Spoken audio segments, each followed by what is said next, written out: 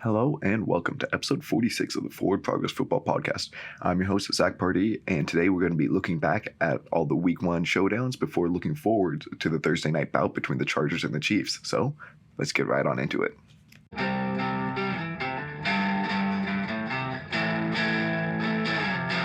Man, Week 1 was as unpredictable as one could imagine. Personally, I was 7-8 overall, or 7-8-1 overall, because we had a freaking tie between the Colts and the Texans. 6-10 against the spread. Not my best week, but hopefully only up from here, Starting things off with the Niners at the Bears. The Niners lost 10-19. That was both a loss for me against the spread and straight up. But for the Niners, let's start off talking good. Talanoa Hufanga had a hell of a game. 11 tackles, 2 for loss, interception. He had an 88 overall coverage game grade based off of PFF stats. He was just all over the place. Watching him, he looked like, obviously long hair. You're going to go straight to Troy Polamalu. I believe he was a 5th-round pick last year, and he's just already taking that starting role and filling that void left by Jaquiski Tart and just being the playmaker that they needed from that position. Secondly, we had Samson Ebukam with 4 pressures in the sack. He looked really good opposite of Nick Bosa. They're finally getting that second edge rush presence that they were hoping to get from D4 a while ago. And it looks like Ebukam can be that guy, so that's looking up for them. And then thirdly, Travarius Ward. He looked really good in his debut as a Niner. He gave up a couple catches, two catches on 5 targets, 40 yards allowed, but he looked really good in press, being that press man, physical corner, just sticking on receivers. Got beat a couple times, as I said, but overall a solid game, I believe. Some fallers, though, Mike McGlinchey, he didn't really look that good in pass protection. He was still kicking ass as he does in run blocking, but against pass pro, gave up a couple pressures and a sack. You had Dre Greenlaw also having a pretty horrid game.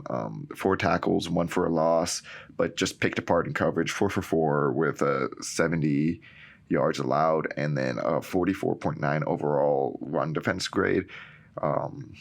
He just wasn't able to. He didn't look the same coming off of the injury that he had last season, and wasn't able to be a really impact against the run or the pass. Just getting the Bears offense just having their way with him. And then my last faller is going to be Trey Lance, 13 for 28, 164, 0 touchdowns, 1 interception, and then 13 rushes for 54 yards and 0 touchdowns. He just, obviously, they were playing in like the Great Lakes or something over there in Chicago, but he just didn't have the game that many were hoping for. He didn't use his legs as much and as effectively as he could have in this downpour terrain. Don't want to overact to week 1, but definitely a bit stock down on him. He also had that costly pick in crunch time, not what you're looking for, obviously. And then moving on to the Bears side of the ball, I thought Dominique Robinson had a real nice game. He had 3 pressures, 1.5 sacks, and a TFL, just looking good against the Niners. As I said, I've been cautious about their interior O-line, but their tackle duo should be pretty good. McGlinchey up and down career so far, but Robinson was off to a really hot start. Nice to see that from a young player. Justin Fields, I thought, also played incredible. Maybe not incredible, 8 completions, 17 attempts, 121 yards, 2 touchdowns and a pick, 11 rushes for 28 yards and no touchdowns. So obviously not a statistically great game, but he started slow and didn't produce much, but was able to still step up late in the game, make big plays when it mattered, and this team rallied behind him, and he got this team over the hump and down 10-0, ended up winning 19-0. A pretty impressive performance, as I said, playing in this monsoon of a game. And then Eddie Jackson, he had a great game too. He had an interception and 0 completions were credited to him. Just keeping a cap on this defense. Obviously, it's hard to throw downfield in this type of terrain, but he didn't even get looked at. No one even. I think he might have had a couple targets in his area, but nothing allowed his way, not letting the Niners get any big plays. And then looking on places where the Bears, can improve, we had Braxton Jones giving up 3 pressures, 2 sacks. He just looked like a rookie 5th-round pick going against what could be the defense play of the year in Nick Bosa, just kind of getting whooped. And Ebukam also had his way with him a couple times. Darnell Mooney, he caught 1 pass on 3 targets for 8 yards. Just pretty much like a non-factor for a team that we've all been saying has no wide receivers outside of Moody. And okay, well, he didn't do anything this game. And then David Montgomery, he also had a pretty poor game. 17 for 26 rushes, three catches, 4 targets, 24 yards. Just Khalil Herbert looked like the better back overall in this game. More explosive, faster, creating more yards after contact. Just all around, not a good showing by Montgomery, who I think you got to start questioning, like, should Herbert be the lead back, especially with Montgomery's contract coming up soon. Next up, we have the Saints beating the Falcons 27-26 in an epic comeback. I got the overall prediction right, but the Falcons covered the spread. I did not predict that. For the Saints, Jameis Winston just looked amazing in the fourth quarter. Overall, he was 23 for 34, 269, 2 touchdowns, as well as 9 yards on 2 rushes on the ground. He really stepped it up late in the game. He didn't look that good early on, not hitting open targets, not hitting his receivers, not creating these chunk plays that we're known out of Winston. But then when it needed to late, he was really able to produce some game-winning drives, and a lot of that was because Michael Thomas's reemergence too. 5 catches on 8 targets, 57 yards, but 2 touchdowns. He's looking back to being one of the best wide receivers in the league, coming up huge in clutch moments. And even if he's not getting like amazing separation, he's able to win these contested targets that they really need some wide receivers to step up and start doing on the Saints. And then Marshawn Lattimore also had a really nice game. 2 targets, 1 catch allowed, 6 yards. He just locked up Pitts and London when he was lined up on him the entire game. Looking like the elite Marshawn Lattimore we all know.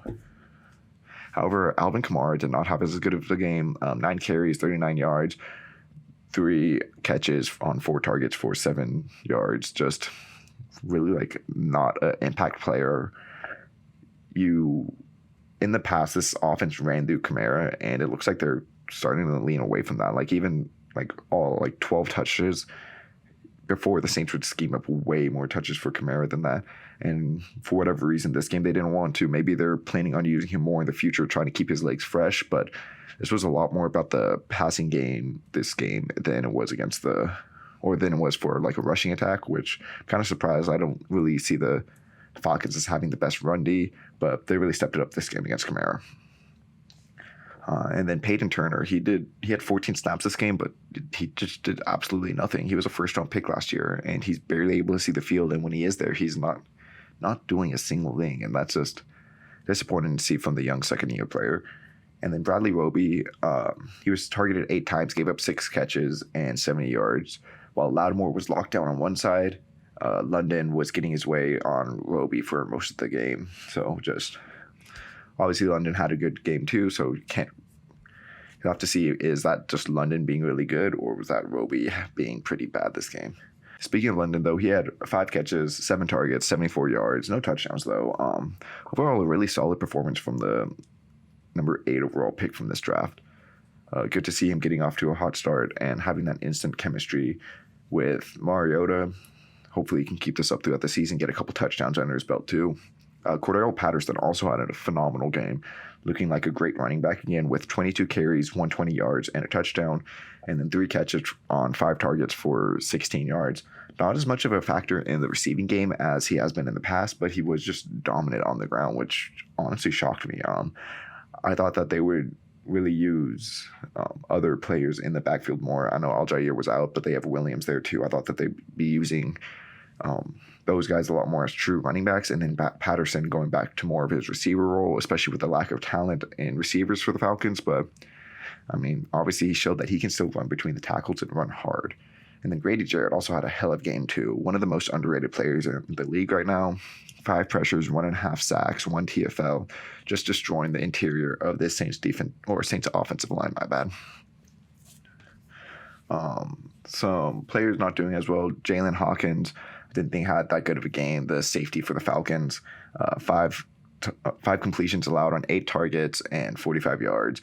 Just seemed like every time I saw him near the ball, he was giving up a catch. Obviously, he didn't allow every catch. He also had a pretty nice pass breakup in the game, but overall, just not like a solid showing for someone trying to be a starter in the league.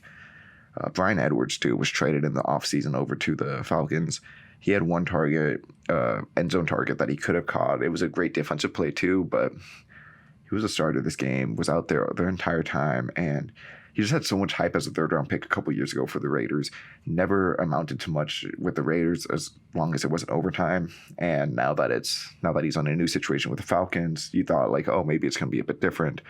They're going to need to target him more. They don't have a Hunter Renfrow. They don't have a Darren Waller. Well, maybe they do with Drake London and Kyle Pitts. But either way, just seeing no action at getting 30-plus snaps out there, just not a good showing by him. And then A.J. Terrell, 4 catches allowed on 5 targets, 34 yards, and 2 touchdowns. I thought he played well, honestly, overall. But Michael Thomas just had his way at the catch point with those 2 touchdowns. And yeah, like it doesn't, as a corner, you can have a good overall game. But if you just beat a couple times like that when it really matters, then it's like, okay, yeah, like you played well for like, I don't know how many snaps, like 40 snaps. But on those 4 snaps, you gave up some pretty significant plays that kind of cost the team the game. Then we have the Browns going on the road, taking on the Panthers, beating them 26-24. L's in both categories by me. I thought the Panthers would cover and win. But the Browns running game just did not want that to happen. Chubb had 22 carries, 141 yards, and then a catch for 2 yards. And then Hunt, 11 carries, 46 yards, and a touchdown. And then 4 catches on 4 targets, 24 yards, and a touchdown. They were just the dominant running back duo that we've known them to be. That's what? Well over 200 yards combined from scrimmage. And yeah, this team, especially early on with that Watson, is just going to live through the running backs. And they show that they can still win. Put up 26 points is a good showing by an NFL offense, especially one with Jacoby Brissett at the helm. And then also, though, they have Donovan Peoples-Jones stepping up. I wasn't sure if he was going to be like relegated to a lesser role with Coop being brought in here, but clearly that wasn't the case. He had 11 targets, caught 6 of the passes for 60 yards. Obviously not the most productive day, but 60 yards is still good overall. And he showed that he might still be this team's number 1, even with Coop being here, which is really good for a 5th or 6th round pick coming out a couple years ago. And then Myles Garrett, of course, he's going to be Defensive Player of the Year one of these days. Maybe this is the year, especially with that showing. 6 pressures, 2 sacks, 3 TFLs. He just had his freaking way with the young rookie, Ike Mekwonu. Some players I didn't think played as well. Grant Delpit, he allowed 4 catches in his zone, 4 for 4 on targets, 51 yards. He did have a pick, but it wasn't good coverage. He was actually pretty far off his guy. Just Baker just sailed that boy straight to him. And he gave up a big 50-yard play to Ian Thomas. I don't know what he was doing. He just didn't get back in his zone. It was like a quarters concept, it looked like. And yeah, he just didn't get back there. I don't know what was going on there. David Njoku, he got a huge contract over the summer. And he was produced by Harrison Bryant. He had 1 catch for 7 yards, only targeted 1 time. Like, I was very surprised by that. I really like Njoku. He's an athletic guy, makes these crazy catches, but for whatever reason, the Browns just never want to use him. And there's always this drama like, oh, like I want out because I'm not getting used. He says that, and then he gets a couple targets. He's like, okay, I'm happy enough to stay. And yeah, well, I guess we're back in the, okay, not getting enough targets phases. We'll see how long it takes for them to use him again and him to be productive. And then Amari Cooper, 6 targets, 3 catches, 17 yards. Just, yeah, like a non-factor out there. He wasn't their number 1 target. I was surprised by that. Donovan Peoples-Jones, as I said, was. Is this going to be a week-by-week thing? Is Cooper, like, him and Brissett just not on the same page? You would think that Cooper would be someone that Brissett could work really well with because he wins in the short area, medium, intermediate area, not really down the field as much. Like, he can win down the field, but that's not really his game as much. He's one of the best route runners in the NFL. He'll get open fast, quick, and often for his quarterback, but he didn't today. And then moving on to the Panther side of the ball, we have Robbie Anderson going off for 5 catches on 8 targets with 102 yards and 1 touchdown. Big play threat of him is back. He had a down year last year with Sam Darnold. Every time he's had a down year, it's because he's playing with Sam Darnold or some other Jets quarterback.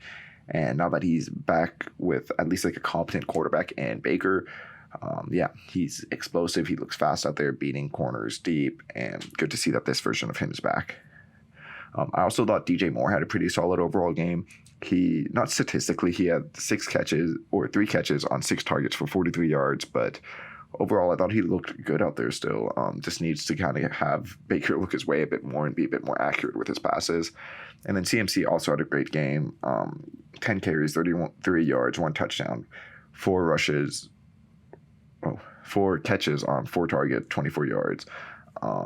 Also, once again, not a statistically impressive game. He only had 14 touches. You would think that they would want to get him the ball more because when he got the ball, he looked so explosive. He looked like himself again. And I just want the Panthers to feature him more. But I also understand the concern of, okay, like this guy can break down any second. Maybe hold him off for later in the game or later in the year. But either way, I think he looks fully healthy, ready to get back out there and dominate again. As for the fallers, I have Baker Mayfield as one of them. 16 completions on 27 attempts, 235 yards, 1 touchdown, 1 interception. It just was a very overall inaccurate game. He didn't step up. Like, he led what could have been a game-winning drive at the end, but obviously the Browns came back and hit that game-winning field goal. In a revenge game where he's supposed to thrive as this underdog mentality sort of guy, he just wasn't it. Was inaccurate, couldn't hit open receivers, under pressure a lot too, so that didn't help. But overall, just not his best showing in what could have been like a I'm back baby sort of game, just like, okay, you're still Baker. Part of the reason, though, was Ike Mekwonu did not have a good game in his first one as a rookie. To be fair, he was going against Myles Garrett, who may be this league's best edge rusher, especially with TJ Watt now out. He gave up 4 pressures, 2 sacks. PFF gave him a 17.9 pass blocking grade, which is just obviously atrocious. Around 60s is average.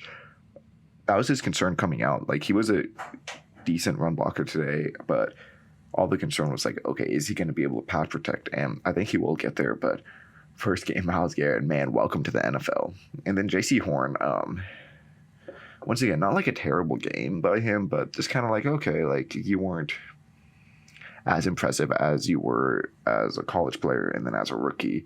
Last year, he gave up 1 catch for 8 yards through 2.5 games before getting injured.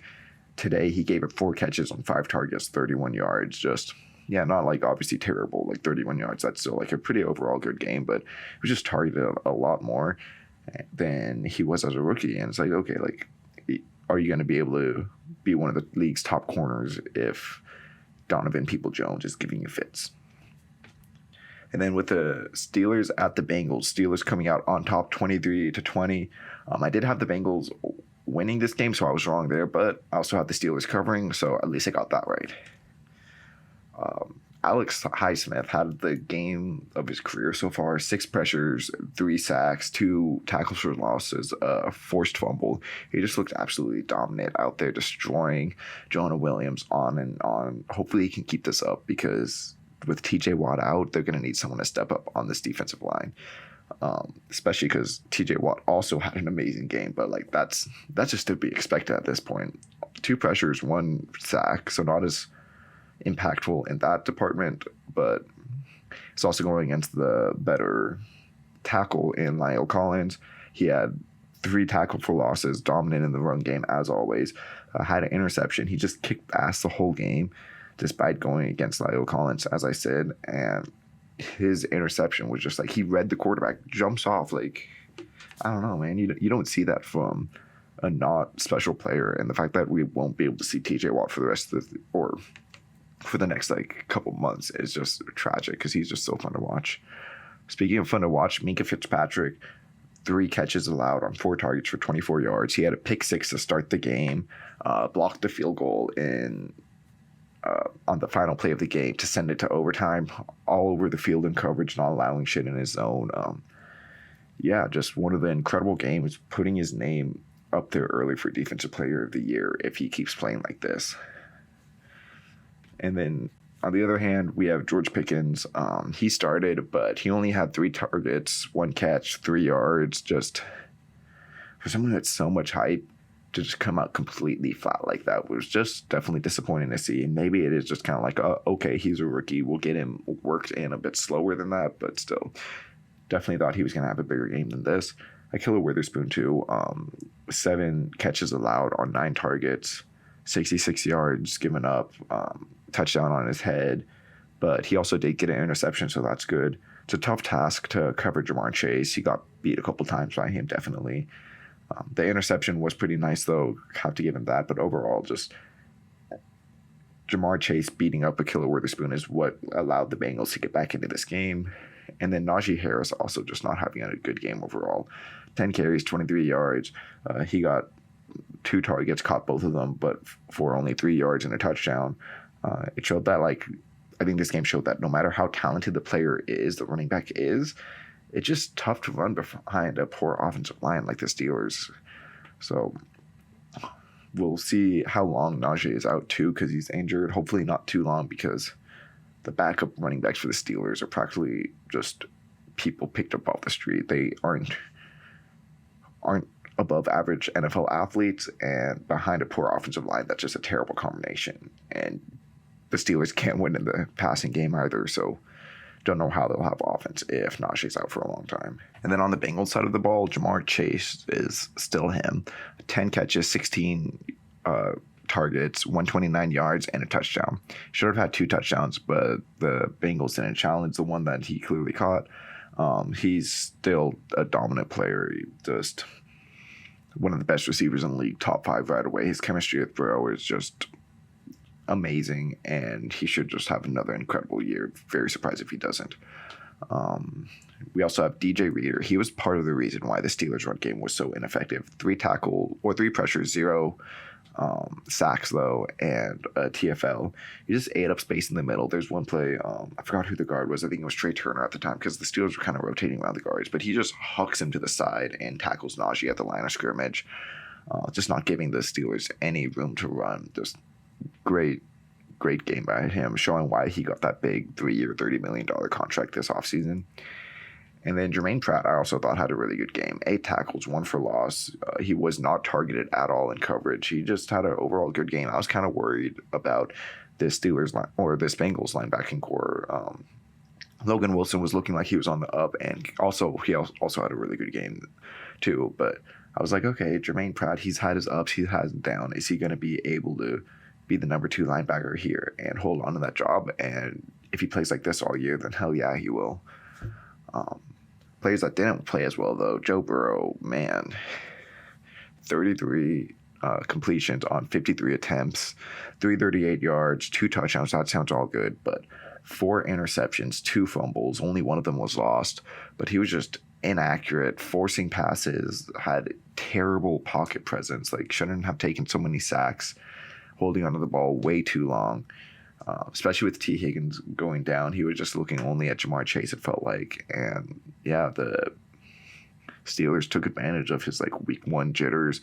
We'll see. He had a couple bad games last year too, like the one where he threw 3 straight picks against the Bears, ended up losing that game. Maybe this is just part of who Joe Burrow is. He'll just have a couple games a year where he's just a turnover machine.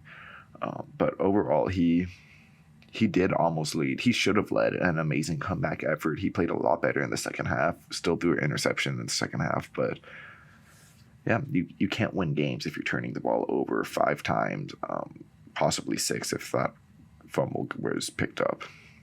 Jonah Williams, he was the one mainstay from this offensive line from last year. Gave up 7 pressures and 2 sacks. He did not look like the former number 1 overall pick, who we were expecting to be the, for sure, average to above average player on this line. Alex Highsmith just destroyed him over and over again. Highsmith, maybe he's an amazing player, but up until now he hasn't been. So to see that out of Jonah Williams is definitely concerning. And then Zach Taylor, man, the end of the game just was not a good showing for him. He didn't challenge Jamar's touchdown that probably would have been counted as a touchdown if it was challenged. He kicked a field goal in overtime on 3rd down with a backup long snapper. What? Really? Not even going to try to get a little bit closer? Or, yeah, that, I don't know what that was about. There was still plenty of the time left on the clock, too, because after that missed field goal, they forced a 3-and-out, or they got the ball back either way, and then drove down the field again, but couldn't get in a field goal range and punted the ball with 8 seconds left on the play clock.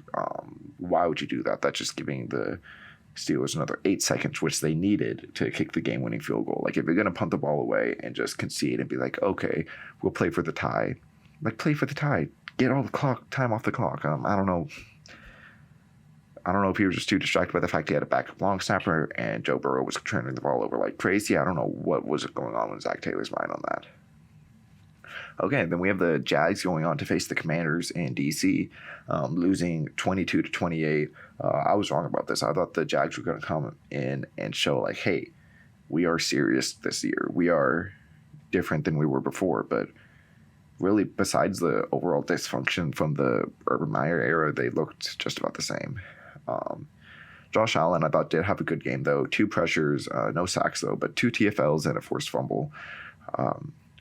Not really his best pass rushing game that he's had, but just really all over the place in run defense, not allowing runs to his side. I thought he played well overall and looked like he could be one of the league's better young edge rushers. And then I thought the running backs of the Jags had good games overall, especially James Robinson, 11 carries, 66 yards and a touchdown, as well as a 3-yard catch for a touchdown. He looked explosive out there. He looked like the main running back for this team. ETN, I also thought he was very up and down, but I still wanted to acknowledge him because when he had the ball and when it was in his hands and he was running with it in space, he looked good. He had 4 carries for 47 yards and then 2 catches for 18 yards on 4 targets. He had some mess ups with the fumble, just like being rocked. He had a drop touchdown. He might have had 2, honestly, now that I'm thinking of it. But you can just see the raw talent oozing from him. His explosiveness, his speed, his ability to make guys miss. It's all there. He just needs to put his hands together or something. I don't know. And then Trayvon Walker, he only had 1 pressure, but that 1 pressure was a great sack. And he also had a nice TFL and an interception. The interception I thought was really big because early on he was beat by a screenplay and it was kind of like, okay, like, get your head around, make sure you're playing that screen when the offensive lineman just kind of like shucks you like that. Like, don't just sprint towards the quarterback. Then on the next time they ran a screenplay to his side, he did that. He got over and he made a tackle for minimum gain. And the next time they ran a screenplay in his direction, he fully read it, got off the blocker, got the interception. Amazing play by him. So just seeing that in-game growth by him was like, okay, like he's recognizing patterns and using that in-game. If he combines that with like film study and hard work ethic and stuff, he could be special, man. I mean, obviously he was taken number 1 overall for a reason. And then players I thought didn't have as good of a game. Darius Williams, 5 catches allowed on 6 targets, 44 yards. He's not a slot corner. That was his thing in LA with the Rams. He was a really good outside corner despite being 5'9". But because he's 5'9", when he got to Jacksonville, even though he's being paid over $10 million a year, they were like, oh yeah, he's a slot corner. Well, he's not. He got beat pretty badly. They should stick him at outside corner, especially with Shaquille Griffin playing the way he did. 5 catches allowed, 75 yards on 8 targets, 2 touchdowns. Got beat by Terry McLaurin for a pretty big play. Jahan Dotson also got him a couple times, got a touchdown on him too. Just overall, not a above average starting quality performance by him. And I think that it would be their best idea to put Darius Williams opposite of Tyson Campbell, who also had a good game out there. Put those 2 on the outside, figure out what you want in the inside, because I didn't think Griffin had that good of a game. And then Forsythe Aluakun gave up 4 catches, 7 targets, 33 yards. He just got beat a couple times and didn't look like some major upgrade over Miles Jack. Like, why? I don't know if I'm ever going to understand why you would cut Jack, spend extra money on Forsythe Aluakun when they're similar caliber players. Like, this isn't even about him having a terrible game. It's just like, okay, like Miles Jack could have done that. Why are you paying $5 million extra for Forsythe Aluakun? I don't understand it.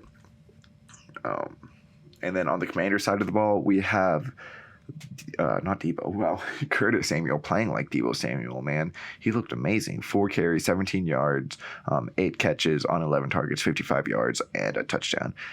He was being used in that Debo Samuel role, a hybrid player in college out of Ohio State. Didn't really get used that much with the Panthers, was injured most of last year with the Commanders. And now he looks healthy and ready to be one of the main forces on this Commanders offense. And him, Terry McLaurin, Jahan Dotson, that could be a pretty great trio. Another baller on this team, Derek Forrest. Wow. Like, as week 1 is unpredictable. This guy came out of nowhere. 3 catches allowed on 6 targets for 61 yards, 1 interception. Yeah, a lot of yardage, but overall, he just had like a dominant performance, filling in for the injured Cameron Curl. He had a huge hit on ETN to force the fumble. I'm sure you've seen it. If not, just look up Forrest fumble or Derek Forrest fumble. I don't know. Look it up on YouTube. He just lights up ETN. Had a nice pick on the sideline to end the game. Trevor Lawrence just kind of had like an effort ball hucking it up there. Didn't need to do it. That was definitely a bad decision by Lawrence, but the fact that Forrest was able to get his feet in bounds, see the throw coming, he was playing a lot deeper, came in, undercut, and made a great pick along the sideline. Had a nice pass breakup in the end zone too, just overall all over the field, looking like he might be able to earn a starting gig. And then Darren Payne also had a dominant performance. Honestly, by this whole defensive line, but just shout out especially to Payne, who I was kind of wondering, like, is he going to lose his job? He had 5 pressures, 1 sack, 1 TFL, but he's playing in a contract year, and they just drafted a defensive tackle in the 2nd round this year. But he's showing like, hey, like, you guys got me. You guys don't need more than me. I'm here to play and play hard, and good to see this performance out of him. On the other end of the spectrum, though, I did not think Jamin Davis had a good game. 4 catches on 6 targets, 62 yards. Should have given up a touchdown to ETN, but he dropped it. It just doesn't look like he has any sort of coverage feel still in year 2. You can see all the athletic traits by him, but he just needs to get the mental aspect of the game down, and you're hoping that an offseason would help him work on that, but so far it's not looking that way. Kendall Fuller also had a pretty poor game. 3 catches allowed on 7 targets, 74 yards. He gave up that big play to Christian Kirk, and as I said with AJ Terrell earlier, you can have many, many good plays in a row, but when you give up that one big play, that's just back-breaking as a corner. You just can't do that simply. And then William Jackson also had a poor game. 6 catches allowed on 7 targets, 57 yards. He also had a penalty given up on Trevor Lawrence's first throw. He almost gave up a bomb to Marvin Jones, but that was overthrown. Jones had a step on him, and Marvin Jones, he's getting up there in age. He shouldn't be getting a step on William Jackson, who should be one of the best corners in the league. I don't know what happened to Jackson. He came in looking dominant. Each year, I feel like he's just getting worse and worse. Then for the Eagles at the Lions, that was a 38-35 win by the Eagles. It's a win for me outright, but the Lions did manage to cover the spread, which I did not see coming. Jalen Hurts had 18 completions, 32 attempts, 243 yards, no touchdowns, but no interceptions. 17 rushes for 90 yards and a touchdown. He did have 2 drops, though. His adjusted completion percentage was 83.3. One of the most accurate quarterbacks this week. He was putting the ball on the targets, especially A.J. Brown. He had a monster game. We'll get to him soon. But, yeah, he was navigating pressure well in the pocket, scrambling for first downs. Just overall looked like he is taking that next step to being one of the I think he can definitely establish himself as a top 15 quarterback if he plays like this every week, and I think he can play even better because I do think the Lions play pretty well defensively. Not on A.J. Brown, but overall, I think the Lions have a pretty decent defense, and Jalen Hurts are still able to do work against them. A.J. Brown, though, man, have a day getting traded over from the Titans and still being like, yeah, I'm him. 10 catches, 13 targets, 155 yards, just having his way on this Lions secondary that I'm optimistic about, but maybe not so much after that performance. Another good performance by Marcus Epps, too. 3 targets for 3 catches, 30 yards given up and a touchdown. He won out the starting job. That's, I think, the bigger thing from what I saw. He had a couple nice plays, and I think he should be the starter this whole year. He blew up Amon-Ra St. Brown, and he had a pretty solid day in coverage despite giving up all 3 targets that went his way. On the other, 50 plays or so, he was locking down his guy. And then Devonta Smith just did nothing out there. He had 4 targets, a drop, no catches, it's like he didn't even play. Very surprising to see. About the Jalen Hurts Devonta Smith combo was going to be electric this year, but it looks like it's the Hurts AJ Brown combo. We'll see. Obviously, he's going to do better. This is going to be his worst game of the year, but hopefully, it's not a sign of things to come. Chauncey Gardner-Johnson also had a pretty bad game. 3 missed tackles, gave up 5 catches for 7 targets, and 43 yards. He just got traded here. He's clearly just adjusting to the new scheme and defense and getting to know his team better. This isn't the normal performance from him, and I don't expect them going on forwards. Just this performance wasn't his best.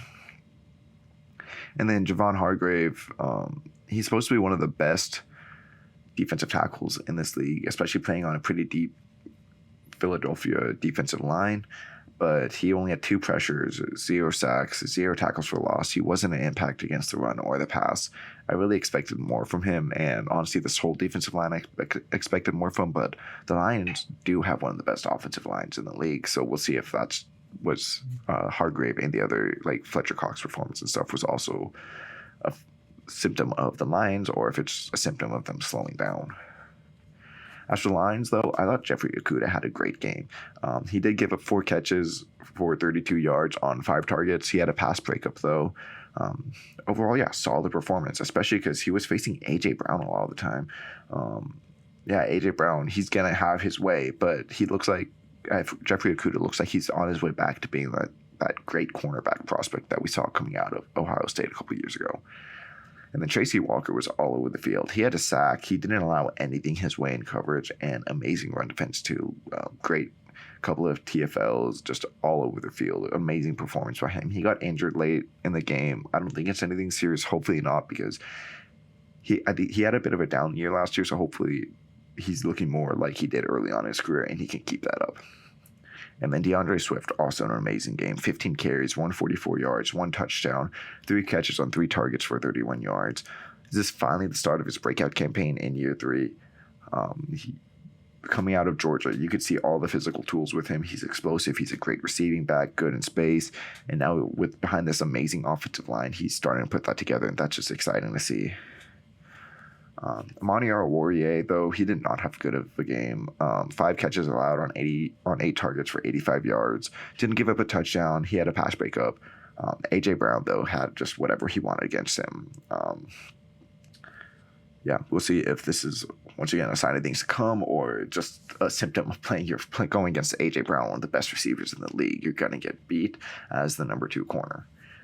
Jared Goff, I also didn't think had that good of a game. 21 completions on 37 attempts, 215 yards, 2 touchdowns, and an interception. He just was inaccurate, and he wasn't elevating this offense. He almost helped them lead a comeback, but he just wasn't able to perform early enough. Like, he, at the end of the game, was playing well. Obviously led back-to-back scoring drives to get this within 3 points, but he just feels like a quarterback who plays well enough to keep this team in games and maybe win a couple, but not win against serious contenders and get them over that hump into the playoffs. And then just the run defense on the whole, they allowed 216 yards, 5.5 yards per attempt, and 4 touchdowns. They're going to need to do better than that if they're going to want to beat teams. But once again, this is the Eagles. They have an amazing ground game. So we'll have to see how that develops forward. Now we have the Colts at the Texans in a 20-20 tie. Obviously didn't predict the tie, but I did have the Texans covering. So yeah, this game obviously was as close as it can get.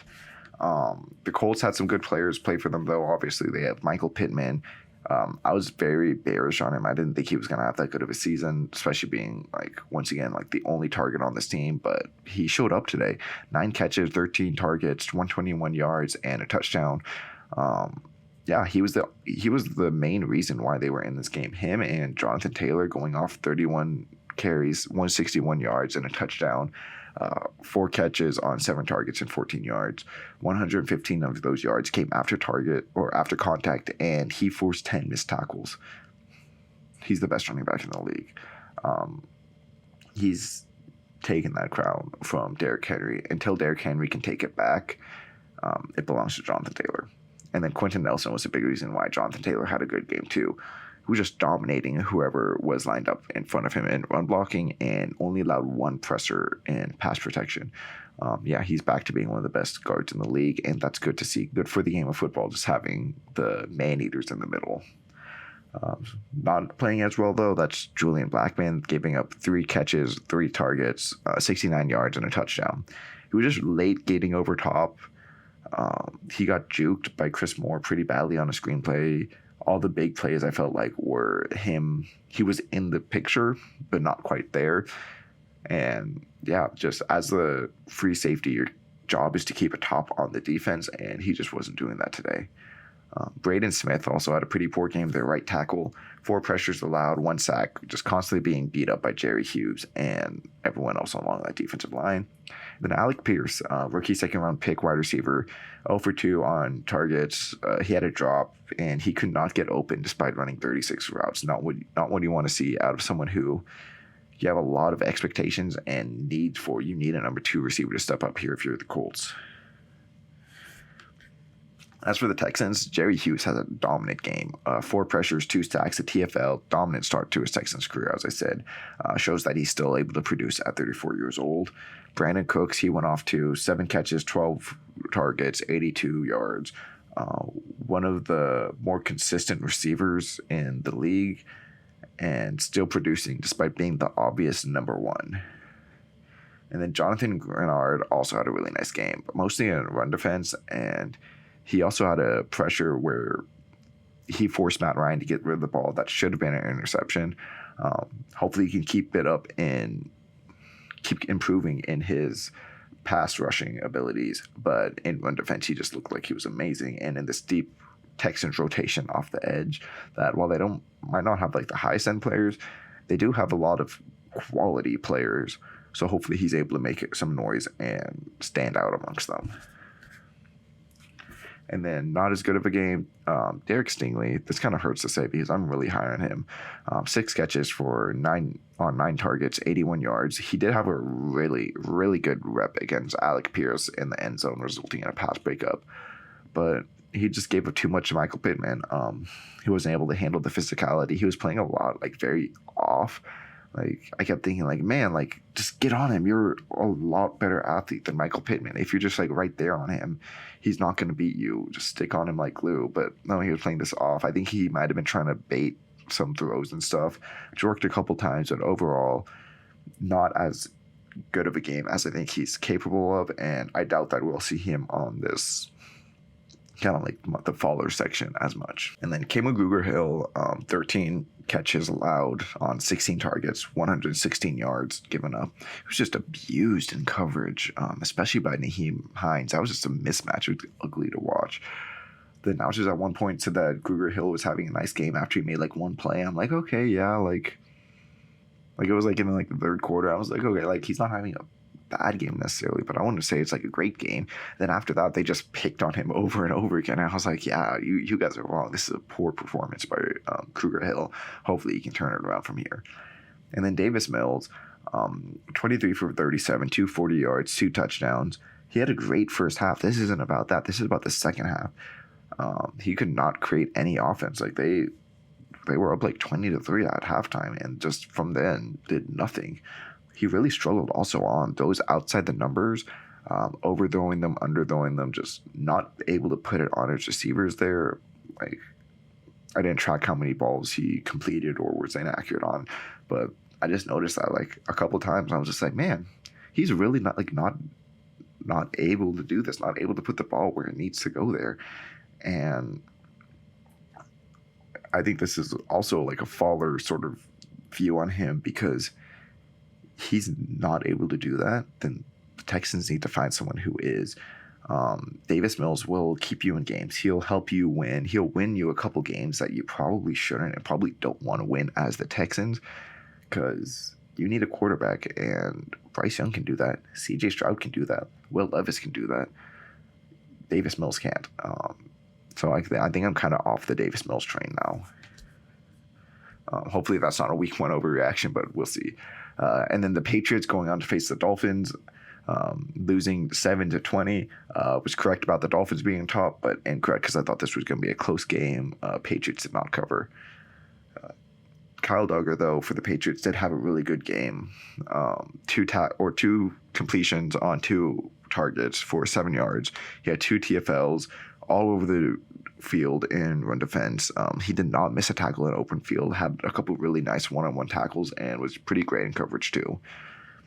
Dietrich Wise Jr. also went off. 4 pressures, 1 sack, 1 forced fumble. There's one play where he just absolutely destroyed Robert Hunt. Made a couple nice plays all throughout the game too. Overall, just really solid performance from 2017 fourth round pick who has his up and downs with the Patriots, but this definitely was one of the ups. And then Jacoby Myers, great game by him. 4 catches for 6 yards, 4 catches, 6 attempts, 55 yards. Also had a rush for 7 yards. He just had like a crazy sideline catch too. Just Mr. Reliable for this offense once again. Mr. Reliable for Mac Jones, who was 21 for 30, 213 yards, 1 touchdown, 1 interception. He didn't have a terrible game, but I still don't think it was a good game.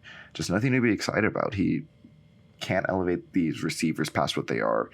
And if Miami's pass rush is getting after him, he isn't providing you hope that he's going to be able to break out of it and produce, especially with Matt Patricia calling the plays. Like, man, this offense just didn't look well put together. There was one play on 4th down they ended up getting somehow. I forgot if it was a penalty or just someone ended up being open. But when they stopped the ball, everyone just like the entire offensive line, all the receivers, they were just standing around like, what are we doing? They I don't know. It was just one of the weirdest things I've seen where it looked like no one on the offense knew what was going on a 4th down play. And I think they got it because of a penalty, or maybe they only had like one guy who they were even anticipating throwing the ball to. So that was the only one who actually ran a serious route. I forgot. I should have put that in my notes. But I was just like, man, they don't look like they know what they're doing on this play. And yeah, that's not what you want to see, especially on a 4th down call. Like, come on. Raekwon McMillan also had a pretty bad game. 4 catches allowed on 4 targets, 39 yards given up. There was just back-to-back plays early on, maybe like quarter 2, where he just looked absolutely lost in coverage. He's not a good coverage linebacker. He's an athletic, good sideline-to-sideline tackler, but he's a run defense first.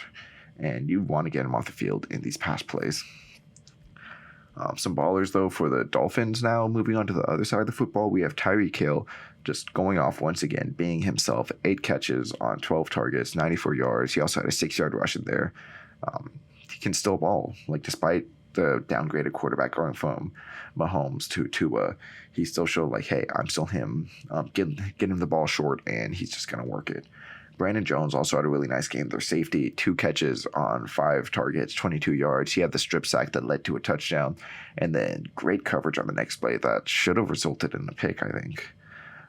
And then Cade Cahoe, he is a slot cornerback listed, played some safety a bit too, and undrafted free agent.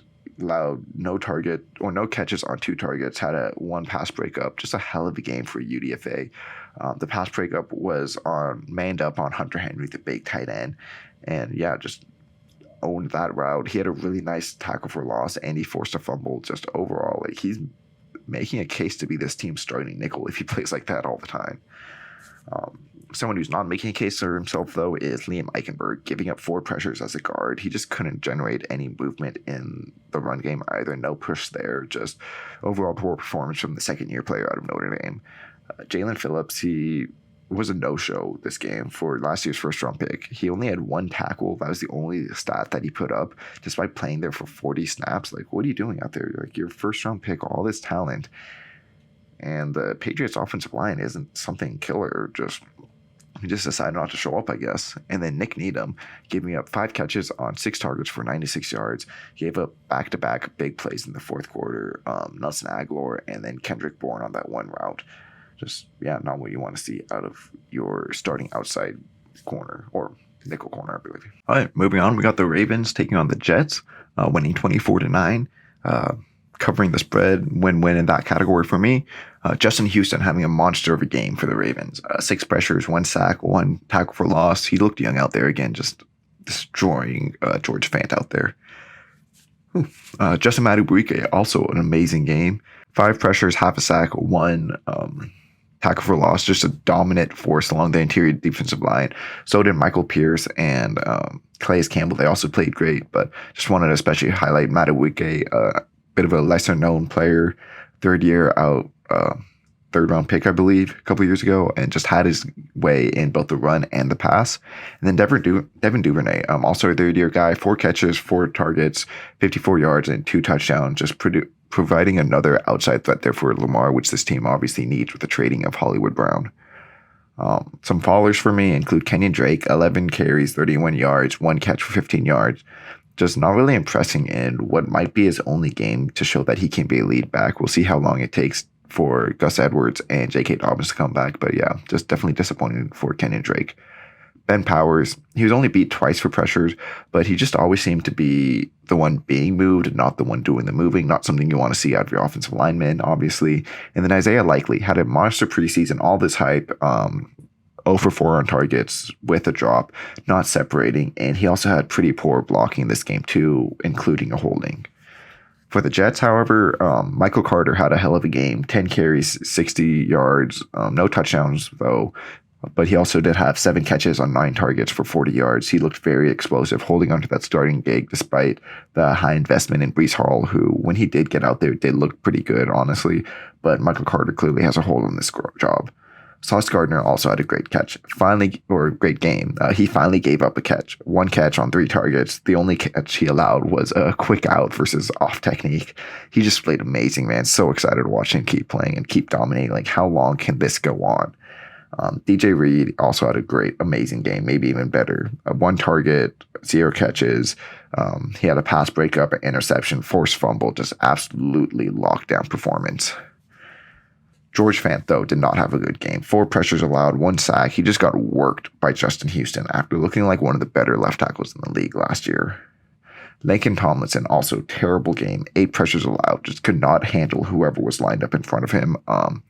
He was poor for the Lions, had a career revival with the Niners, and now looking pretty poor again. Maybe the Niners are just his magic zone. Some players are just like that. Players, including LaMarcus Joyner, gave up 1 catch on 1 target for 55-yard touchdown. He had a PI call against him too. He just hasn't really looked like a starter since leaving the Rams, giving up big plays for the Raiders, and now back here with the Jets doing the same. And then the Packers taking on the Vikings, completely wrong about this game. 7-23. Honestly should have seen it coming. The Packers week 1 are always just atrocious. A.J. Dillon did have a nice game though. 10 carries for 45 yards and a touchdown, as well as 5 catches on 6 targets for 46 yards. Yeah, he looked like the Packers' best offensive player, which surprising to say the least. Thought it would be Aaron Rodgers or Aaron Jones, but he was out there. He was explosive, running people over. He was the hammer, just dominant performance, even though the rest of the offense couldn't produce around him. Zach Tom, he also came in mid-game, the 4th-round rookie out of Wake Forest. Came in mid-game, stabilized that guard spot as a rookie. He only gave up 1 pressure. And then Kenny Clark, 6 pressures, no sacks though, but a TFL, still dominating from the middle as always. Great game by him. Some fallers though, Christian Watson, 2 catches, 4 targets, 34 yards. He dropped a wide open touchdown after destroying Pat Pete on the first play. He didn't see another target after that until quarter 4, where he almost gave up a turnover on a screenplay where he just didn't stick his hands out to catch the ball. Joe Barry also had a pretty poor game as the defensive coordinator. Why were they in zone so much? Put Jair Alexander on Justin Jefferson. Yeah, he got torched on that one play that went viral on Twitter, but he also had a pretty nice play on him that resulted in a OPI. Put Jair on Justin Jefferson. Man up. Grow a pair. You have one of the best secondaries in the league. You can handle man coverage. Why don't you? And they are adamant about not doing it, and I just disagree with that. And then Aaron Rodgers, 22 for 34, 195 yards, no touchdowns and interception. He just looked defeated out there. He looked like he didn't want to play with these young receivers, held on to the ball way too long, didn't trust them to make plays, wanted to throw it to them in contested situations, and he misses Devontae Adams, to say the least. He wishes he had someone also like Justin Jefferson, 9 catches on 11 targets, 184 yards, 2 touchdowns, just baller, man. He might be the best receiver in the league. Devontae Adams had another good game, but man, Jefferson's coming for that crown. Zadarius Smith also had a really nice revenge game. 2 pressures, 1 sack, 1 TFL. He was dominant out the gate. He definitely let off a bit later in the game. Not sure if he did it on purpose, but just not as productive in the second half. But good to see him healthy and still producing. And then Harrison Smith, 4 catches on 5 targets, 26 yards, had an interception, flying around all game in coverage and run defense, just always seemed to be near the ball. I was like, oh yeah, Harrison Smith there again, making the tackle, making the pass breakup, being disruptive. Just great game by him overall. Fallers, I have Jordan Hicks, just not a good game in coverage. 5 catches allowed on 8 targets, 88 yards given up. Just picked apart in coverage by these running backs, A.J. Dillon, Aaron Jones. Aaron Jones is one of the best receiving backs in the game, and A.J. Dillon led the team in receiving yards for the Packers. Hicks was able to force a fumble. That was nice, but overall, for a coverage first linebacker, wasn't his best game. And then Pat Pete, 4 catches allowed, 6 targets, 51 yards. He should have given up that big play to Watson too, which would make this all look even worse. He bit pretty hard on a fake screen that gave up a 20-yard play. Not looking as fast out there, not looking as knowledgeable about the game. He bit on that screen. That not a good look by him. And yeah, definitely seems like he's on the downswing of his career. And if you've noticed, I've been doing 3 goods, 3 bads for each team. I couldn't find a third bad for the Vikings. They were just amazing out there. And then the Raiders and the Chargers. Raiders losing 19-24. I was wrong about this. I thought that Devontae Adams would go off and the Raiders would have a great offense because J.C. Jackson wasn't there. I was right about Devontae Adams. 10 catches on 17 targets, 141 yards, 1 touchdown. Still looked elite despite the definite drop in quarterback play and the fact that you knew that the Raiders would just drop back, hit Devontae, and it was working. Nate Hobbs, also incredible game by him. 1 catch on 2 targets, 5 yards, 1 pass breakup, 2 tackle for losses. Looked just like a true weapon, killing it in coverage and in run defense. He was playing both outside and in the slot when he was playing in the slot initially. That's how he was getting the TFLs. And when Anthony Averett went down for the Raiders, he kicked outside and played dominant there too. Just wow, surprising 5th round pick from last year, continuing his dominance, looking like one of the best corners in the league. And then Max Crosby, he did all he could. 7 pressures, 0 sacks though, and a tackle for loss. The ball was just getting out too quickly, but if the Raiders were covering a bit better, you definitely Max could have had just one of his dominant signature games again. Not performing as well, we have Hunter Renfrow, 3 catches, 6 targets, 21 yards, and a fumble. Just a super quiet day, despite going against Bryce Callahan, who was on the downswing of his career. Jonathan Abram, too, just not it in coverage. 3 for 6, 11 yards given up. Would have been more if Williams didn't have a drop early, but he just can't cover to save his life. He's a run-first safety who probably shouldn't be out there in nickel packages, I think. And then Derek Carr, just, oh my God, one of the worst performances of his career. 22 for 37, 295 yards, 2 touchdowns, but 3 interceptions. He just held on to the ball for way too long. Yes, the Chargers D-line had a good day, but the Raiders offensive line didn't have a bad day, I thought. Almost every single one of those sacks was on Carr, standing in the pocket for 20 years. There was no quick losses by the Raiders offensive line, which I was very surprised about going against a talented team. It was just Carr locked into Adams, and if Adams wasn't open, he'd hold on to the ball too long and get sacked. He was inaccurate too, underthrowing Adams a couple times, throwing it straight to the Chargers defensive backs. I don't know what kind of game that was. He had a poor game week 1 last year too. Did still lead to a victory, but hopefully he bounces back from this because, man, the Raiders aren't going to do anything if Carr plays like this. They were still optimistic for the Raiders because they were still in this game despite that play, and Carr's not going to play like that every week, but the fact that this type of game is still in him is sad to see. And then the Chargers, you could see the difference in quarterback play clear as day. Justin Herbert, 26 of 34, 279 yards, 3 touchdowns, no interceptions. It's a masterclass performance by him. Under pressure often, but he still got the ball out fast and accurate, always finding the open guy. Khalil Mack too. Man, Mack is back. 5 pressures, 3 sacks, 3 TFLs. As I said, not any real quick wins, but still able to beat some of the Raiders offensive linemen. Colton Miller, a couple wins on him, a very talented left tackle. He's still one of the best players in the league, both as an edge rusher and as a run defender too. Then Rashawn Slater just locking up Chandler Jones. 1 pressure allowed, just a rock as always on his side.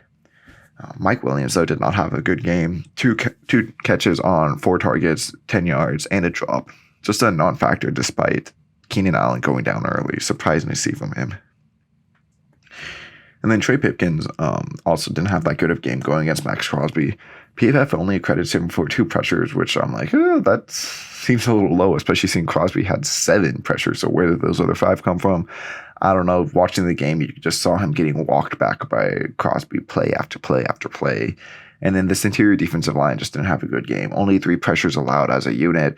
Sebastian Joseph Day might as well have not been out there. He did absolutely nothing as one of the big tickets free agent signings. And the Raiders didn't really run the ball too much. Maybe they should have, though, because it was effective. Josh Jacobs had 5.7 yards per carry against this group with a really poor Raiders offensive line. And then the Giants at the Titans were one of the shocks of the week. Giants pulling off the upsets 21-20. Did not predict that. I thought the Titans would win and cover. But Jihad Ward had a hell of a game. He only had 1 pressure, 0 sacks, 0 tackles for loss. But you can't just always be looking at the stats. He looked great in run defense. Big reason why they were able to contain Henry, him playing on the edge there. Also playing that some of that stand-up linebacker hand in the dirt, bit of a hybrid role when earlier on his career, he was more of like a hybrid inside player, like kicking into 3 tech more. But now he's playing more of that 5 to 7 tech. Interesting switch that seems to be effective, at least as a edge setting run defender. And then Saquon. Saquon is back, baby. 18 carries, 164 yards, 1 touchdown, 6 catches on 7 targets for 30 yards. Running at full force behind a line that actually is creating space for him. Good to see. Super excited. Hope he keeps this on. One of the most fun players to watch coming out of college and then his rookie year.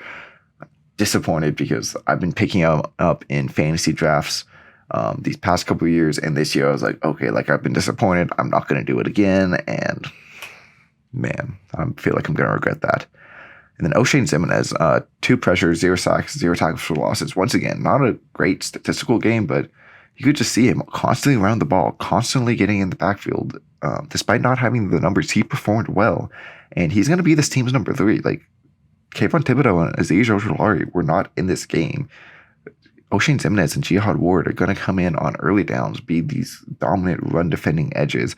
And then you're going to have Kayvon and Aziz coming off the edge, screaming, getting pressures on 3rd down and in passing situations. This is a really nice edge group. I did not think I was going to be saying that coming into the year looking at it. It's okay, top 2 have some potential, but O'Shane hasn't shown anything. Jihad hasn't shown anything. But man, I like this room. Some fallers, though, is Tay Crowder. 4 catches on 5 targets, 76 yards, 1 touchdown, just absolutely abused in coverage. He looks slow. He's not a starting NFL linebacker. But damn, he laid out Derrick Henry. You don't do that. You do not hit Derrick Henry that way. I don't know how he did it. If you haven't seen the clip, he did to Derrick Henry what Derrick Henry does to other people. And that's why I'm starting to be on the okay, maybe Taylor is the best running back in the league now. Maybe Henry isn't King Henry anymore. Obviously, week 1, don't want to overreact too much, but damn, Tay Crowder, what a hit, despite not having a good game. Darnay Holmes, also the slot corner, not having a good game. 4 catches allowed on 7 targets, 53 yards, just cooked by Kyle Phillips out there in the slot. And Joshua Ozueta also had a bad game. The rookie guard out of UNC came in for Ben Bredson. I believe it was because of an injury and gave up 2 pressures and a sack. On the Titans side of the ball, Jeffrey Simmons just absolutely dominant. Once again, 6 pressures, 2 sacks, 2 tackle for losses, 1 forced fumble, destroying that interior offensive line. He's one of the best defensive tackles in the leagues for sure. Kyle Phillips, also a great game by him. 6 catches, 9 targets, 66 yards. He did muff a punt that could have been costly if not for Amani Hooker getting that pick. But overall, he had a great game, was this team's number 1 target and getting open fast in the slot in a short game. And yeah, being their go-to guy, which they need a go-to guy without A.J. Brown. And then Amani Hooker, 2 catches allowed on 3 targets, 20 yards, 1 huge interception in the end zone, and also had a really nice one-on-one tackle in space with Saquon. Him and Kevin Byard are making a big case for the best safety duo in the league. And then some players not performing as well. Christian Fulton, 4 catches allowed on 4 targets, 84 yards and a touchdown. He's one of the main reasons the Titans lost this game. He, for whatever reason, did not expect Sterling Shepard to get deep. You see him, he's kind of backpedaling with him. And he's okay, you aren't going to take me deep. I can cover you. And not even looking at him, looking at the quarterback. Must have been a cover 3 match or cover 4. I forgot what it was, but he was just playing a boundary deep zone and just kind of walked back with Shepard and was okay, you're going to cut. And so Shepard didn't cut. Huge play. And that quick score probably cost them the game. You can't be doing that as a starting corner. Robert Woods, 1 catch, 2 targets, 13 yards, just a non-factor off there coming off the ACL. Expected more out of this team's number one wide receiver, especially with A.J. Brown being traded. They need someone to step up, and Woods has all the ability to. He's shown to be a great wide receiver, but for whatever reason, just didn't work here week one. And then Todd Downing, this offense just couldn't adjust in the second half, only scoring once after looking great pretty early on. The most atrocious thing, I think, was 3rd and 1. You're going to run a tight end sweep with your third-string tight end. Yes, it's Chigga. He's going to be a good player.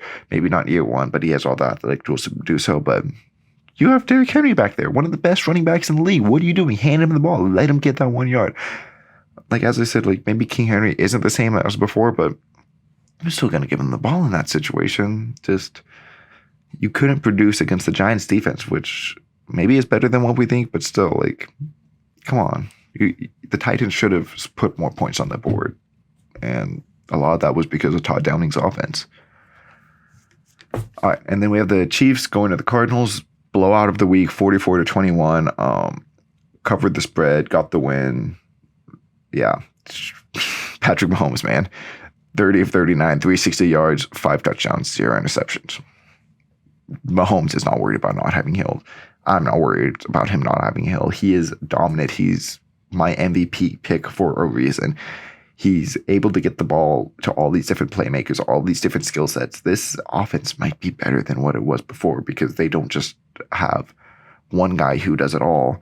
They have multiple guys who do different things, who can be used in different ways. And I'm excited to see how this offense keeps rolling. Clyde Edwards-Helaire also having one of his best games. 7 carries, 42 yards, 3 catches on 3 targets for 32 yards and 2 touchdowns. This is why they spent a first-round pick on the guy. He looked explosive out there, forced a couple missed tackles, and helped balance this team a lot more and make this offense hum. And then Travis Kelce, hell of a game for him too. 8 catches on 9 targets, 121 yards, 1 touchdown. He wants to go out there and remind everyone that he is the best tight end in the league. I've been saying it's Kittle, but Kittle's injured. Kelce is consistent. Kelce still looks young out there. I was a bit worried about him getting up there in age, but nope, he shut me up right there. Fallers, I only have 2 here. As I said, I've been doing 3, but they won 44-21. Most of that was garbage time by the Cardinals. But Orlando Brown did not look good out there. He should have accepted the money, man. He's not going to get more than what the Chiefs offered him before. 5 pressures allowed to one of the worst pass rushing groups in the league. Like, you had Marcus Golden beating you. He's just not a good pass protector. Like, I don't know. There's not much more to say. He's good at moving forward in the run game and in, like, RPO styles pass protection, but not, like, true drop back pass protecting. That's just not what his game is built for, and he's in denial if he thinks that he's one of the top tackles in the league. And Willie Gay did not look good out there. 3 catches allowed on 3 targets, 41 yards. I thought he looked slow. He's one of the more athletic linebackers in the league. He ran like a 4.4, I believe, somewhere in that range. And he was just caught out of position multiple times and chasing guys. I was like, man, like, is that Willie Gay? Like, the first play I saw was like, okay, like, that wasn't a good play by this linebacker. I'm like, number 50, that's Willie Gay, right? Like, why does he look so slow out there? But for the Cardinals, I couldn't find more than 2 ballers for the Cardinals. Big blowout. Like, they just didn't really have guys stepping up. Greg Dortch tried to, his best. Little 5'9" slot receivers, 7 catches, 9 targets, 63 yards. Someone needs to step up and be this wide receiver 1 for this offense. And I guess it's going to be Dortch. That's not really exciting to say, but at least he was productive. And then I guess I lied. I kind of have like the tackles as a duo. Both of them played well. Kevin Beachum and DJ Humphries. They combined only gave up 3 pressures. Overall, a solid game by them, and definitely not the reason why this offense couldn't get going. But on the bad side for the Cardinals, we have Isaiah Simmons. 3 catches, 3 targets, 53 yards, and a touchdown. He just got cooked multiple times by Juju, by Kelce. Whoever was in the middle of the field was like, oh yeah, Isaiah Simmons might as well not be there. He also got ran over pretty hard by Kelce. Like, that was just not a good look for someone who was seen as one of the best defensive prospects coming out a couple years ago. Also on the defensive end, Byron Murphy Jr., 5 catches, 6 targets, 39 yards, 1 touchdown. He wasn't really giving up big plays, but he just kept getting hit underneath. And yeah, it looks like this Chiefs team is going to be a death by 1,000 paper cuts, and Byron Murphy could not deal with that. And AJ Green, 2 catches on 4 targets, 13 yards. he did so little in this game when it actually mattered that I forgot that he was even on this team. He made a catch in like third, fourth quarter or something like that when it was like, okay, like this is just kind of like definitely garbage time area. And I'm like, 18, who's 18? Looked at the roster. I'm like, holy crap. Oh, that's AJ Green. Forgot he was there. Like, yeah, that's probably not the best thing about me that I forgot. But yeah, like I'm going to be honest. He was not on this team practically for the first half of that game. Not something you want to see out of someone who's going to be their ex wide receiver until Nuke comes back. And then we have Sunday Night Football, Bucks taking on the Cowboys, dominating there 19-3, win-win for me. Antoine Winfield Jr., great game by him. He gave up 5 catches for 55 yards on 8 targets. So not the most impressive numbers, but he had an interception to easy play for him. Honestly, he was in great coverage, and Dak still threw it anyways. Don't know why. Also, impressive play early on versus the screen, just blowing it up. Yeah, just great overall game by him. He's one of the best safeties in the league. Julio Jones, he's back. 2 carries for 17 yards and 3 catches on 5 targets for 69 yards. He looks full speed. He was the fastest Bucs player out there. And yeah, he's ready to be a contributor to an offense who doesn't need him to be the number one guy, and that's scary. And Carlton Davis, also a great game by him. 2 catches allowed on 8 targets, 25 yards, 2 pass breakups, locking down CeeDee Lamb for most of the game. They kept trying to go at him, and he was like, nah, CeeDee's not getting this. And very impressive after getting that nice payday. Well-deserved. Not doing so well for the Buccaneers, though, is Donovan Smith and Josh Wells. Donovan Smith went out early with injury. Combined, they gave up 5 pressures, 2 sacks, and hopefully Smith isn't down for too long, but he wasn't playing good. He's been consistent throughout his career, but this was like the first game where he was like, wow, he just looks bad out there. Like, who knows how much he would have given up if he didn't get injured. Vita Vea also had a quiet game. Only 1 TFL, but they didn't really need too much from him, obviously. Like, they were dominant with or without him. I think that they would have dominated this game. And so he was just kind of like, okay, like, I'll be here. I'll eat up space in the middle and let other people make plays. And then Cameron Brate, 1 target, 3 catches, 7 yards. 1 catch, 3 targets, 7 yards, 1 drop. Tom Brady loves to go to his tight ends, but if Cameron Brate ain't going to step up, if he's going to drop catches, not really do much, then yeah, it looks like this team's going to go out to all the plethora of wide receivers and just wait until Gronk comes back in Thanksgiving time.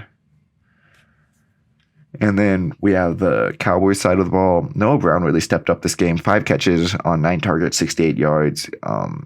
He looked like the best receiver out there, sadly, with CeeDee Lamb just not having that good of a game. Yeah, no one else on this wide receiver core was stepping up. You have Gallup and James Washington out with injury, CD not producing, and Noah Brown just got the targets because he was the only one guy really getting open. Dalton Schultz also did pretty good here. 7 catches, 9 targets, 62 yards. Just a good security blanket type of game. Like, yeah, getting open underneath, I guess. I said Noah Brown was the only one getting open. So did Dalton Schultz, but that was more so just getting open the middle, getting a couple short catches, and then turning them for a bit more yards, you know? And then Micah Parsons, baller of the game, 5 pressures, 2 sacks, 2 tackle for losses. He mostly played edge, but he did play a stand-up linebacker role too. But they should just keep him on the edge full time. He's one of the best pass rushers in the league. And it's like, at what point is he such a good pass rusher that it's no longer valuable to put him at linebacker, where at edge rusher, you are making an impact every play you have the ability to make an impact every play, as long as it's not just like a quick out, like so fast out of the quarterback's hands that it's like, okay, yeah, obviously you can't impact that, but you're going to impact almost every play as an edge rusher versus a linebacker. Like, if you're a linebacker right here and the quarterback's targeting over here, sorry if you're on audio, just if you're a linebacker on like the numbers on the left side of the field and the quarterback, the first read, second read are both on the right side of the field, then it's like, yeah, you're just out of the play. No matter how good your coverage is, you just can't impact that play. So I don't know. I think they should move Parsons to a full-time edge rusher because he's clearly dominant there. Some followers for the Cowboys. Dak, he 14 catches, 29 attempts, 134 yards, and an interception. It was just inaccurate all day and forcing it into coverage. And then an injury will cause him to miss time. And this Cowboys team was just rough start to this season, man. Losing your star quarterback. Like, Dak's not going to play like this every game.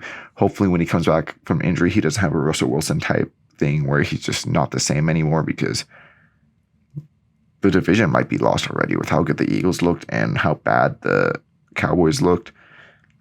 It's tough to see this team winning a lot of games with Cooper Rush and being close enough where Dak can push them to the NFC East title, but maybe they can still win like 9 games, sneak in the playoffs. But without Dak, that's going to be very, very difficult. Anthony Brown, 6 catches on 8 targets, 108 yards. How is he still starting? Last year, he was one of the worst starting cornerbacks in the league. This year, like, once again, no one even like targets Diggs that much anymore, because Brown is just showing to be one of the worst starting corners in the league. Diggs just did have a good game. I didn't put him as one of the ballers. He was only beat like 1 time for a touchdown. That's what everyone's going to talk about. But overall, that was like the only time he really got beat. Great game by Diggs. Want to say that real quick. But yeah, part of that was because Anthony Brown on the other side was just pooping the bed. And then CeeDee Lamb, 2 catches on 11 targets, 29 yards, 1 drop, could not get consistently open, and he didn't win those contested catch opportunities that he did receive. So overall, a poor game by him. The Broncos taking on the Seahawks winning 17-16. I was correct that the Seahawks would keep it close, but did not see them actually pulling off the upset. Like, I saw that as a possibility, but I'm like, oh no, like, that would be hilarious, but it's not going to happen, but it did. Starting off for the Broncos, though, Jerry Jeudy had a hell of a game. Did his best to keep them in it. 4 catches, 7 targets, 102 yards, 1 touchdown. He was the big play threat that this team needed, and had an amazing catch over Kobe Bryant. Just absolutely embarrassed him. He did have a drop, though. That was rough. That's the thing that's held him back most in his career, and it showed up again today. Hopefully, he can work on that. Bradley Chubb, hell of a game for him too. 3 pressures, 2 sacks, 2 tackles for losses. Just destroyed the rookie Charles Cross. Hopefully this version of Chubb is back to being like one of the better edge rushers in the league, because he struggled with health and consistency. So we'll see if this was just him dominating a rookie or if he is going to be great. And then Andrew Beck, the fullback tight end hybrid, 2 catches, 3 targets, 52 yards, no touchdowns. He wasn't out there much, and he had a drop on the first play of the game, but he made up for it on the next play with a pretty good catch and run, and then a great one-handed catch later. He had some good blocking reps too, and a touchdown that was negated by penalty.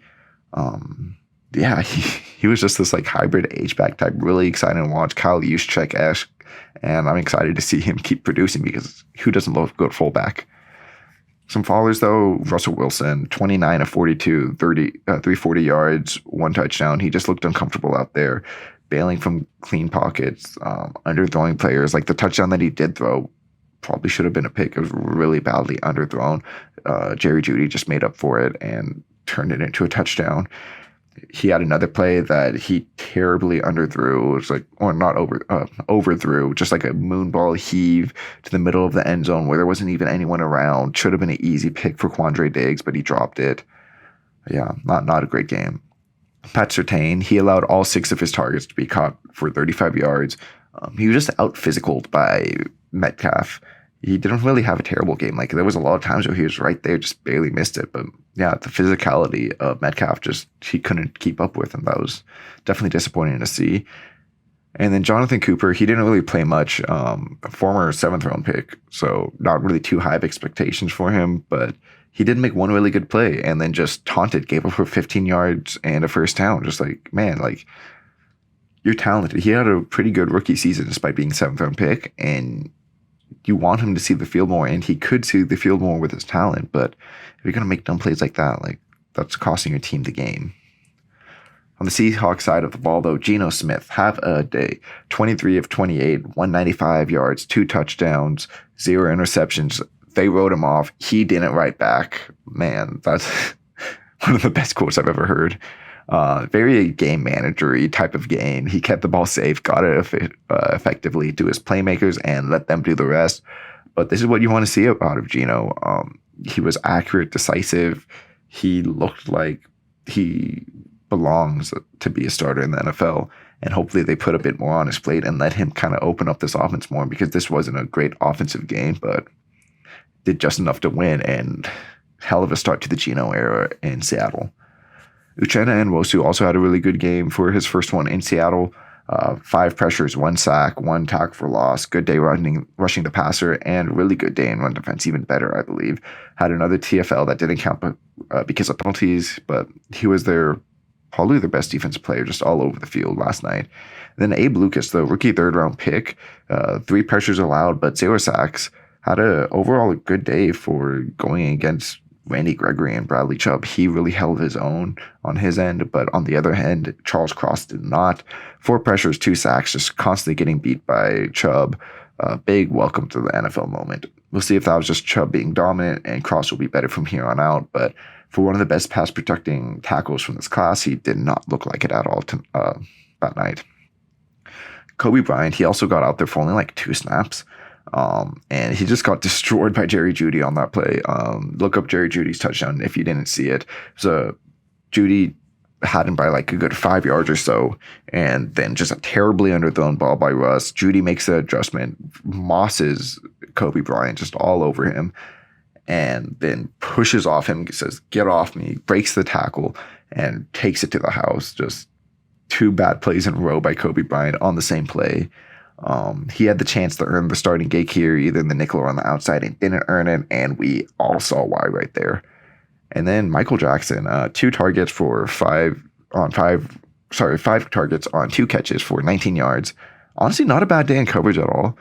I just kind of wanted to highlight he got ran over back-to-back plays by tight ends. And obviously a tight end going against a cornerback, that's going to be a tough play to make. But man, just back-to-back plays, he was just truck sticked. It looked like something out of Madden. It was pretty bad. He had a nice TFL later in the game too to make up for it, and then was playing pretty well down the stretch. Probably doesn't deserve to be on like Fallers as one of the worst players. He was not one of the worst players for the Seahawks. I just kind of wanted to be like, okay, like work on your tackling a bit, hit the weight room a bit more. You just got destroyed. All right. And so that was all the week 1 game slates. So moving on, looking forwards, this episode's coming out today on Wednesday. My next episode will come out Friday, previewing the rest of the NFL week, but I still wanted to get the Thursday night football game in. Chiefs at Chargers. Can the Chiefs continue this dominant offense that they had from week 1? Like, they just looked absolutely unstoppable, and the Chargers defense didn't look that great last week. Like, yeah, they have three interceptions and 5 sacks, but I'm putting that on Carr. They'll probably have their way against these tackles again, just because it's not a great tackle duo for the Chiefs.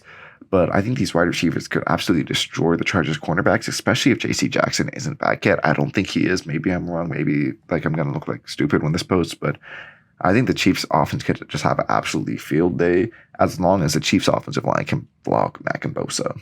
Another thing I'm looking forward is, how are these Chargers wide receivers going to look? Keenan Allen is officially out, I believe. I just saw that. And can they produce against this Chiefs secondary? Trent McDuffie is out, the rookie first-round pick who had a pretty good game last week. So you got 2 of the best players on either side out, but I still think that the Chiefs have the advantage just because Mike Williams didn't look like he was able to do anything out there. And maybe DeAndre Carter, the slot receiver, he had a pretty good game against the Raiders. Maybe he still steps it up in the slot there against L'Jarius Sneed, who's had a really up and down career. But either way, I don't think that this Chargers offense will look as good as it could if it had Keenan Allen. I think that the Chiefs are going to be able to cover right now. It's a 4.5-point spread. I'm using DraftKings for this time. And I think the Chiefs cover and win this game. All right, so that's going to do it for today's episode. If you liked what you see, hit that like button, subscribe for more NFL content, and I'll see you guys all Friday.